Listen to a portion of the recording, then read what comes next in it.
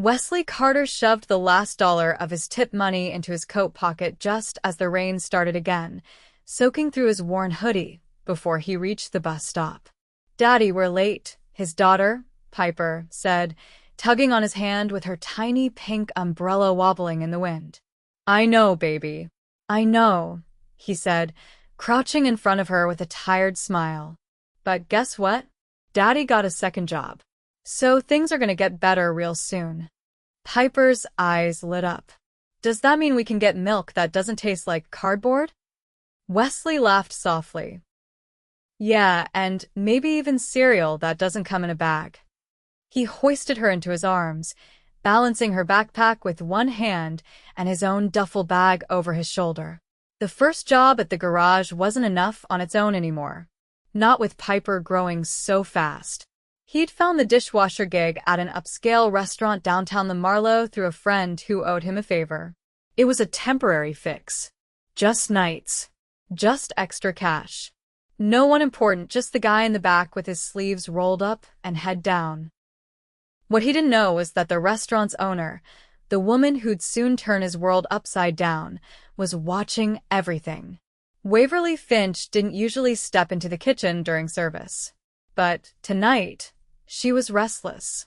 The front of house was running smoothly, guests sipping $1,000 wine and pretending to care about truffle foam while their diamonds sparkled under the chandeliers.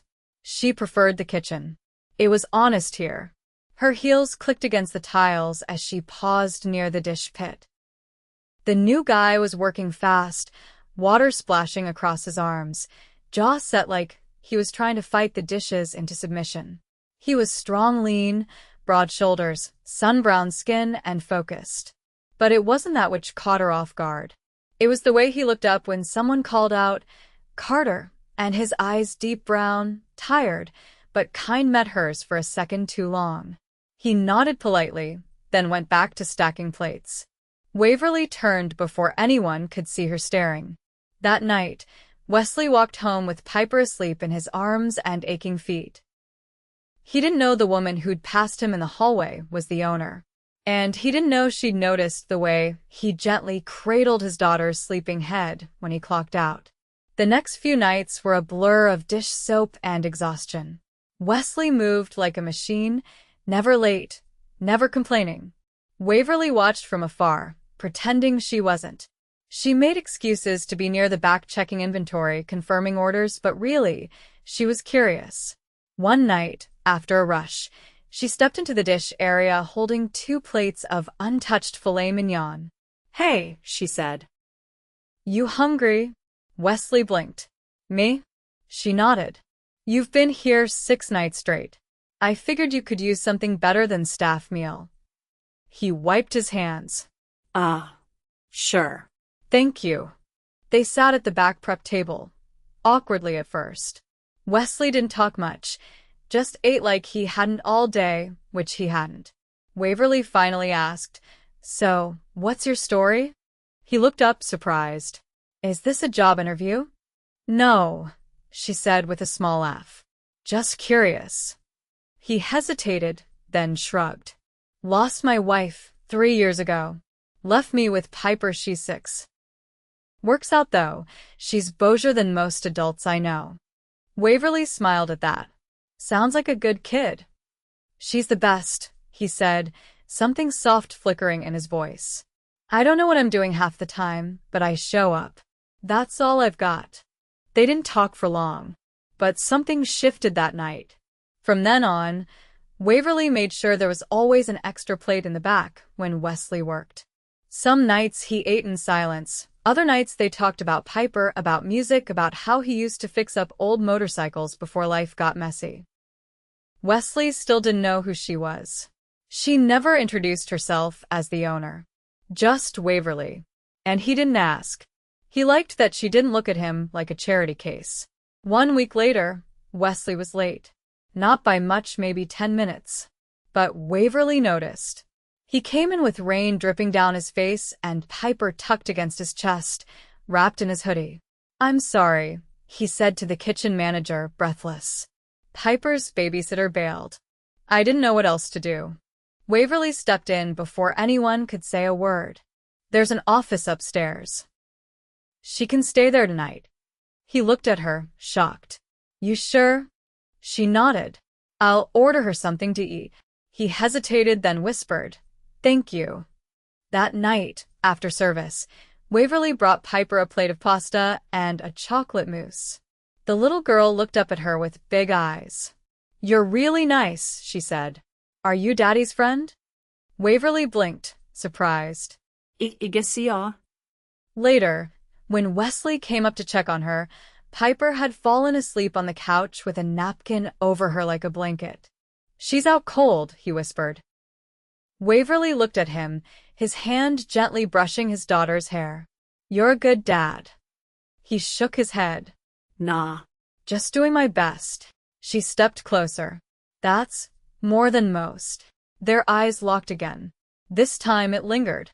The next week, Waverly invited Piper and Wesley to a staff party at the rooftop garden above the restaurant. It was casual, but there were string lights, jazz music, and catered food. Piper danced with a pastry chef. Wesley stood awkwardly by the railing, watching her with a soft smile. Waverly joined him. You clean up nice. He looked at her a little stunned. You, too. She laughed. That's the first time I've seen you without dish soap on your shirt. He laughed too, then looked away. I'm just a dishwasher. Her smile faded a little. You really don't know who I am, do you?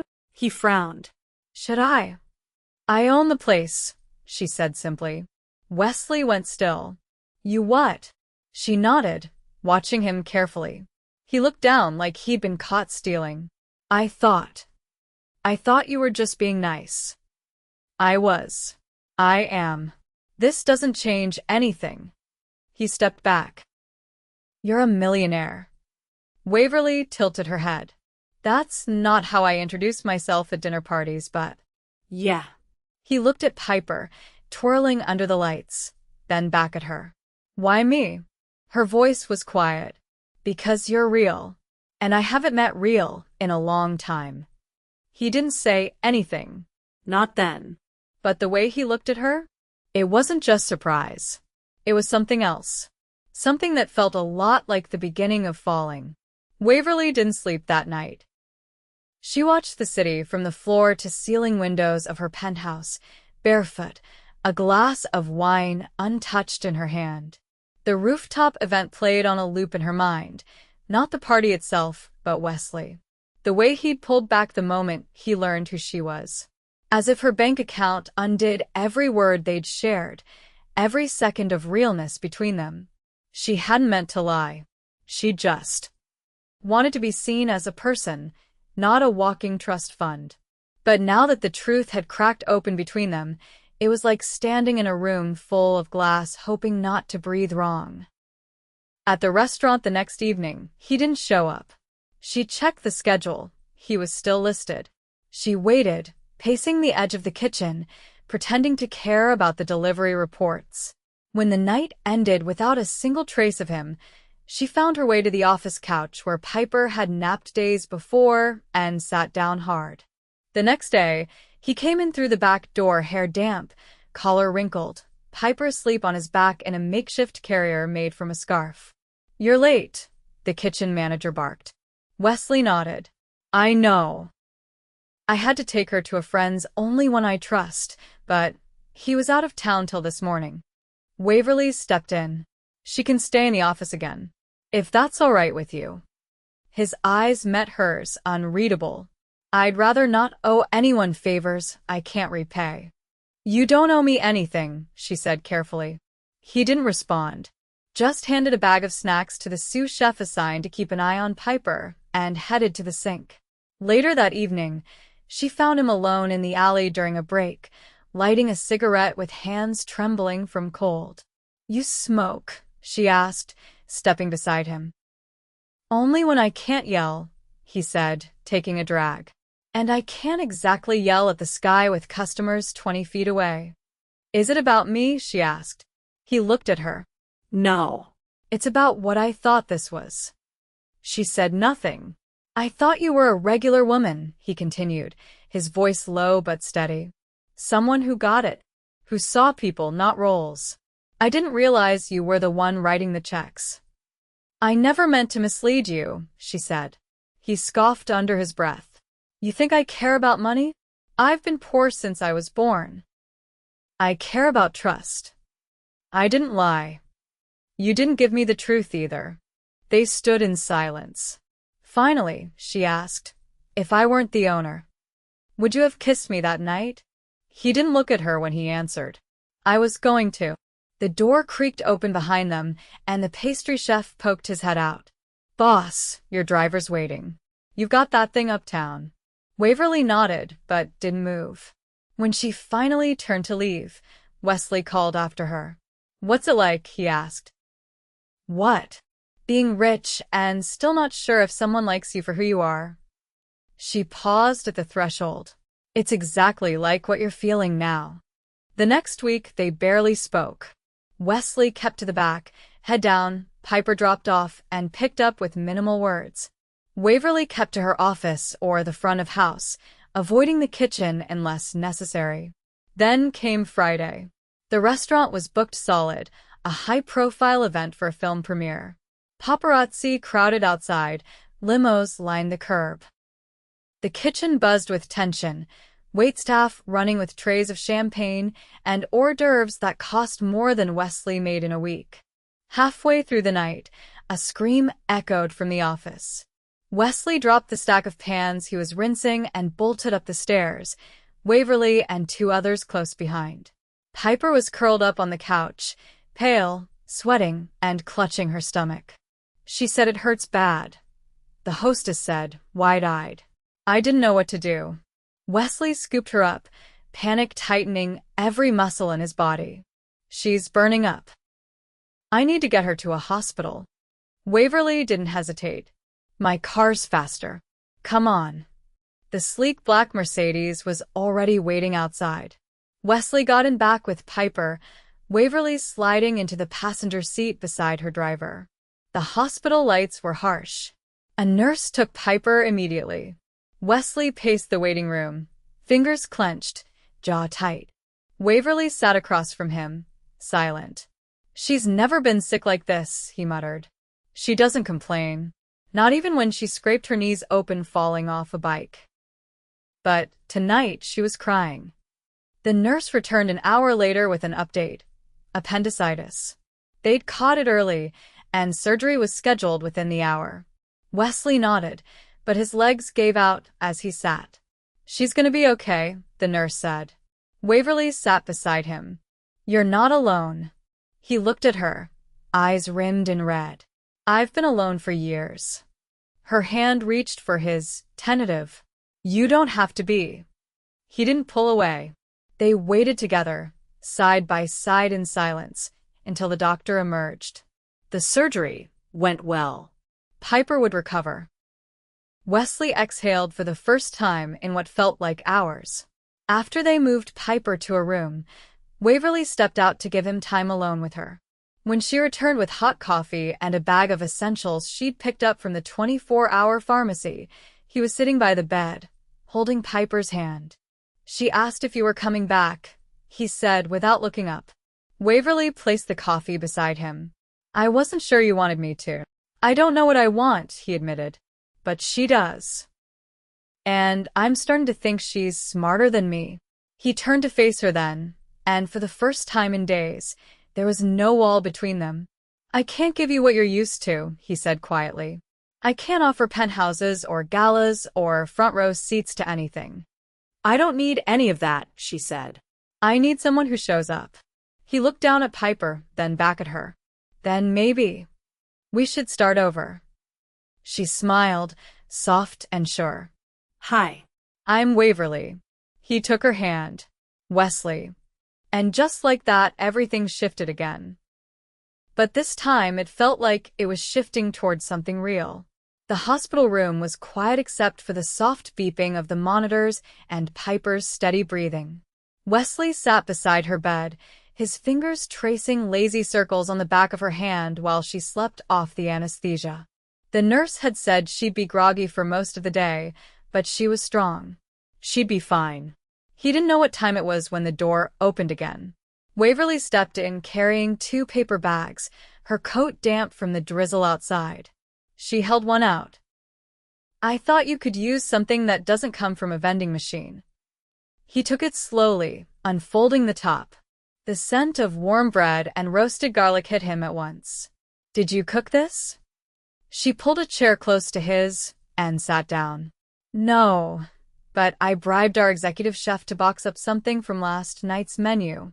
He chuckled under his breath, the sound unfamiliar after days of tension. "You bribed him?" "I told him I'd let him blast Bon Jovi in the kitchen for a week." He caved fast. Wesley took a bite, closing his eyes briefly before speaking. "I didn't expect you to stay." "I didn't expect to want to," she said. He glanced over at her. "I keep thinking I'm gonna wake up and find this is all in my head. You hear? Piper's safe. Real food in my hands." "You're not dreaming," she said gently. "And I'm not going anywhere." He didn't answer right away.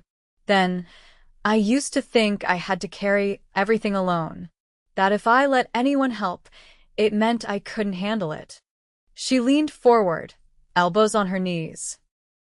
"And now, I'm starting to realize carrying it alone hasn't made it any lighter." They sat in silence for a moment, the kind that didn't feel empty. Waverly glanced down at Piper, then back at him. "She looks so much like you." He smiled faintly. "Yeah, but thank God she got her mom's stubbornness. Otherwise, I'd never get her out of bed in the morning." Waverly hesitated, then asked, "What was she like?" He looked at her, surprised. No one had asked him that in years. She loved old movies. The black and white ones. Could quote every line from Casablanca. She had this way of making the worst day feel like it didn't matter. She didn't wait for the world to give her things. She just figured out how to make them herself. He paused, eyes distant. "She made me believe I could be more than the guy patching tires in a garage." Waverly didn't interrupt. She waited. "I lost her fast." Complications after Piper. One minute she was there, the next he swallowed. "I promised her I'd raise Piper right. That I'd give her a life that meant something. But most days, I'm just trying to keep the lights on." "You don't have to prove anything to anyone," Waverly said softly. "That's the thing. I'm not trying to prove it to anyone else." He looked at her fully now. "Just to myself." Later that evening, Waverly offered to take Piper's overnight bag home and wash her clothes, since the nurses had to cut through her shirt for the foreline. Wesley hesitated. "You don't have to, I know," she interrupted. "But I want to." He looked down at his daughter, then nodded. All right. "Just check the zipper pocket. There's a drawing in there she made for me. Don't lose it." "I won't," she promised. Back at her penthouse, Waverly pulled the bag open and found the drawing. A stick figure version of Wesley with a cape drawn in blue crayon, standing beside a much smaller figure with curly hair and a bright red heart above their heads. In the corner, written in shaky letters, "My dad is a superhero." She stared at it longer than she meant to.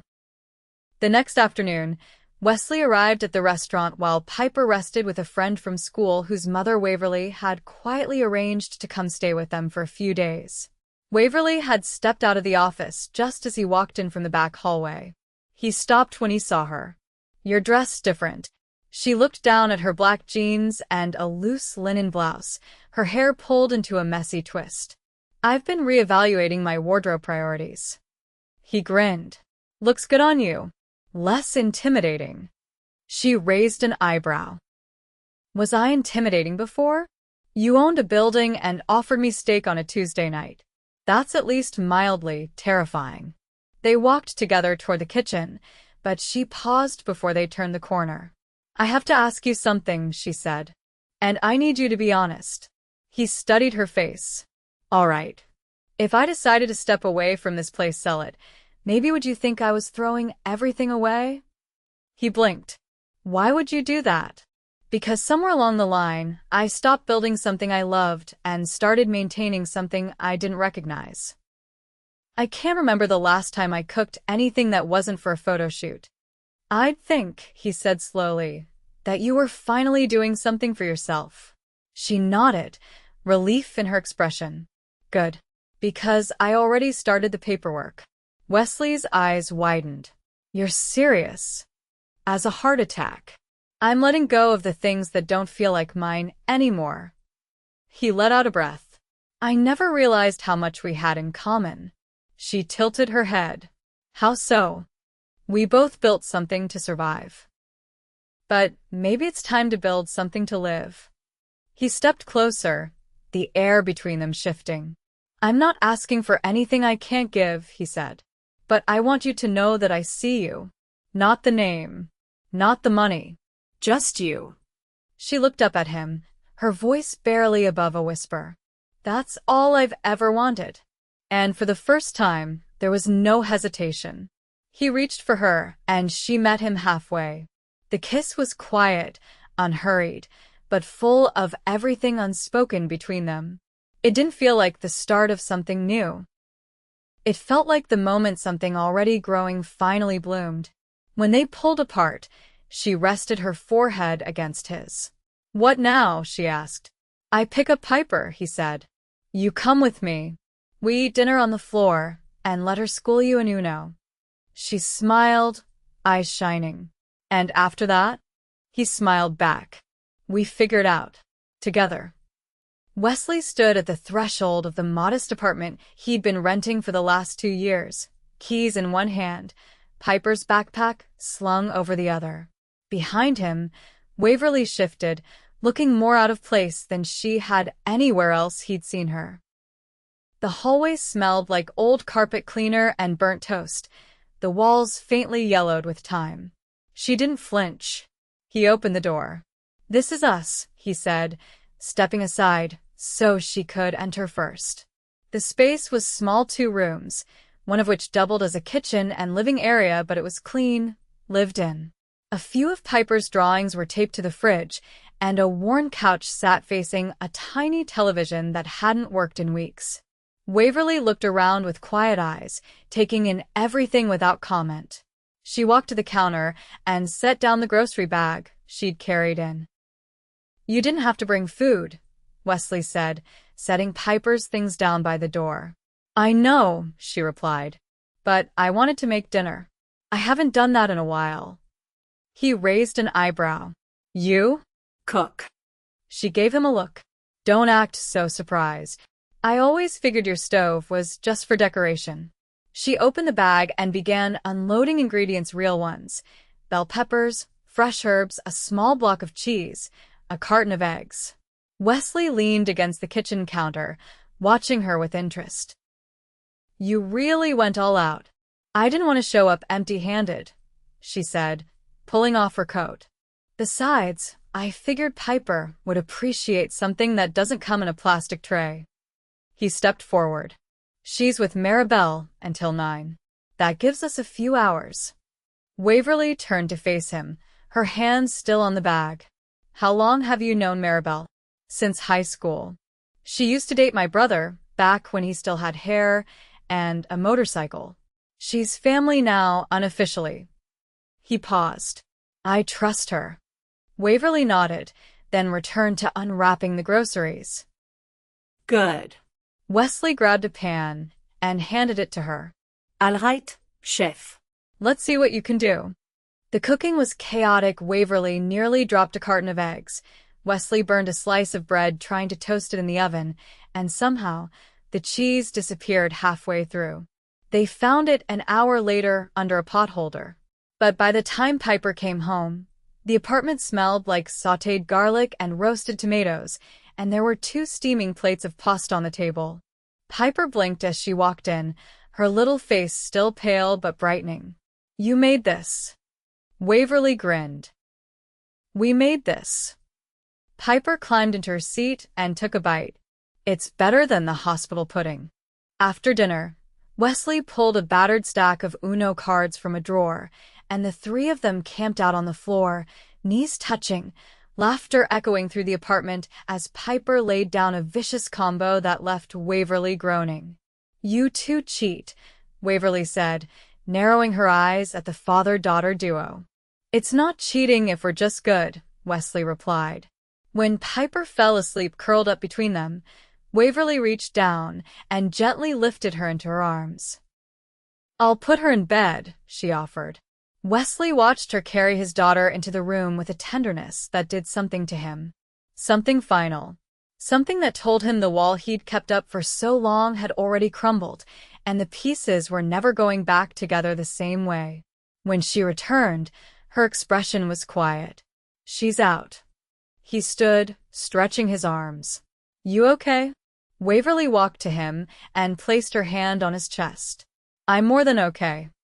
They stood there for a long moment, the hum of the refrigerator the only sound between them. "I've been thinking," she said. "About what comes next." He searched her face. "Are you sure you want a next that looks like this?" Her fingers curled into a shirt. "I don't care where we are. I care who I'm with." He reached up and brushed a strand of hair behind her ear. "You're not used to this pace." "No," she admitted. "But I like it. I like that you don't try to impress me. That you're not waiting for me to be someone else." "I don't want you to be anyone else," he said. "I want you here. With us." She leaned into him, her voice soft. "Then let's stop pretending we're circling this." "I'm in." The next few weeks passed in a rhythm that was new for both of them. Wesley still worked his shifts at the garage, but he dropped the dishwasher job. Waverly, true to her word, began finalizing the sale of the restaurant. She didn't downsize, she simply stepped down, handed over the reins to her executive team, and started spending her time where it mattered. With them, they fell into something that looked a lot like a life. Breakfasts with Piper before school. Evenings watching old movies, real ones, the kind Wesley's late wife would have loved. Weekends wandering farmers markets or making dinner together in Waverly's once-unused kitchen. One Saturday morning, Wesley walked into her penthouse holding a paper bag of pastries and a small box he'd been carrying for 2 days. Waverly looked up from the floor where she and Piper were building a castle out of blocks. "You're late." "Traffic," he said. "And nerves." She tilted her head. "Nerves?" He stepped closer, then knelt in front of her. "This isn't how I imagined doing this. I thought maybe I'd take you to some scenic overlook or rent a rooftop or something dramatic. But that's not us." She stared at him, her hands still on a plastic turret. "I love you," he said simply. "And I want you in every part of my life. The messy parts, the hard parts, the parts where we burn toast and forget whose turn it is to do the dishes." He opened the box. Inside was a ring, simple, elegant, no diamonds, just a thin band with a tiny blue stone Piper had picked out. "I don't have a yacht. I don't have a private island. But I have you. And Piper. And a promise I won't break." Waverly's eyes filled, but she didn't look away. "I want to marry you," he said. "I want to be yours, and I want you to be ours." Piper crawled over and looked at the ring. "It's pretty," she whispered. Waverly took the ring and slid it onto her finger. "It's perfect." Then she looked at Wesley and smiled. "Yes." Months later, they stood in a sunlit courthouse, Piper in a yellow dress with flowers in her hair, Waverly in a soft blue wrap that caught the light when she turned. Wesley held her hands, his voice steady as he said the words that made her his wife. Outside, the world went on, cars honking, people hurrying past, but inside that room, everything was still. No grand ballroom, no paparazzi, just them. A man who had nothing but love to give. A woman who had everything but was still searching. And a little girl who finally had a home made whole. 6 months passed like a sunrise, slow at first, then all at once. Wesley had traded in long hours at the garage for a more flexible repair business he slowly built on his own schedule, one that let him walk Piper to school every morning and be home before dinner. Waverly, in turn, had invested in a local culinary arts program for underprivileged teens, teaching once a week and rediscovering the joy of being in a kitchen without pressure or pretense. Their lives didn't become perfect, they became theirs. It was a Saturday morning in early spring when Wesley stepped onto the back porch of the small house they now shared on the edge of the city. The yard was scattered with chalk drawings and a half-built zip-line Piper had begged for. Waverly was inside making coffee, humming a tune he didn't recognize until it hit him it was the same song his wife used to play on the old piano back when Piper was still in diapers. He leaned against the porch railing, watching the leaves shift in the breeze. Waverly joined him with 2 mugs, one of which she handed over before curling into his side. "I've been thinking," she said as he slid an arm around her shoulders. "That usually means something's about to change." "This time it's good," she replied. "I want to adopt her. Officially." His breath caught, but not from surprise. From how right it felt. "She already calls you her mom," he said. "But I want her to know, legally and emotionally, that she's mine as much as she is yours. I want to be on every form, every emergency contact list. I want to sign her permission slips and get angry at her math teacher and argue with her over curfews when she's 16. He didn't answer right away, just turned toward her and cupped her cheek in one hand. "You really mean it?" "Yes." "Every inch of it." His eyes didn't water, but they softened. "Then let's make it happen." They filed the papers the following week. The court date came and went with Piper in a navy dress she chose herself, her curls pulled back with a gold clip Waverly had given her that morning. When the judge asked if she understood what this meant, she nodded and said, "It means she's mine forever now, too." Afterward, they celebrated with milkshakes and grilled cheese sandwiches in the same diner Wesley used to take Piper to when he could hardly afford it. This time, they sat in a booth by the window, and Waverly paid with her own card without blinking. In the months to come, they settled into a rhythm busy, beautiful, imperfect. Piper joined the theater club at school and performed as a squirrel in the spring play, where Wesley cheered too loudly and Waverly cried through the entire second act. On weekends, they worked on the garden together, planting strawberries and carrots in the back, even though Piper insisted on trying to grow pineapples, just in case. One evening, after Piper had gone to bed and the house was quiet except for the chirping outside, Wesley and Waverly lay tangled on the couch, limbs warm beneath the throw blanket. "I've been thinking," he said, echoing her words from months before. Waverly tilted her head without lifting it from his chest. "That's usually my line." "I want to take you somewhere," he said. "Not fancy. Just somewhere that matters." She looked up. "Where?" "You'll see."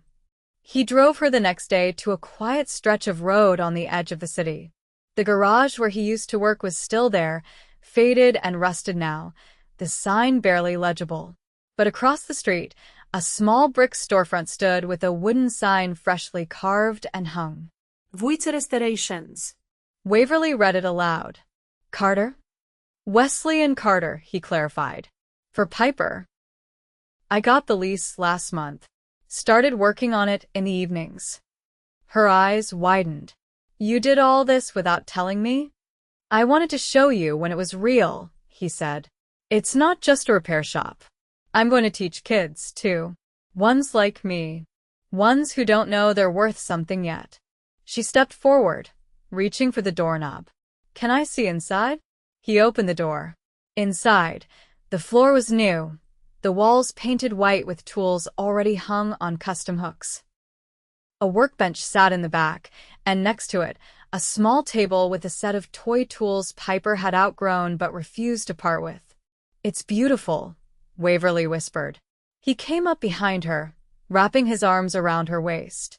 "I wanted to build something for us. Something that lasts." She turned in his arms. "You already have." That night, they sat on the back porch again, the stars scattered like diamonds across the sky. Piper was asleep, the house quiet but full. I used to think love was something that came all at once, Waverly said, her head against his shoulder. Like a thunderstorm. And now, he asked. Now I know it's more like a sunrise. Quiet. Steady. Impossible to ignore. He kissed her temple. Then let's never miss another one. Years later, the house was bigger, the garden wider, and Piper taller, but some things didn't change. Wesley still fixed things with his hands, Waverly still made dinner from scratch on Sundays, and Piper still believed her dad was a superhero. On an early summer morning, a knock sounded on their bedroom door. Piper peeked in, holding a tray with 3 pancakes and a single strawberry shaped like a heart. "Happy anniversary," she whispered, even though it was barely sunrise. Waverly sat up, blinking sleep from her eyes. "You made these?" "With Dad," Piper said proudly. "I did the strawberry." Wesley reached over and pulled them both into the bed. "Best anniversary gift I've ever had." They ate together, legs tangled, syrup on their fingers, laughter in the air. And in the quiet that followed, Waverly looked around at the life they'd built layer by layer, moment by moment, and knew with absolute certainty she had everything she needed. Forever had never looked so real.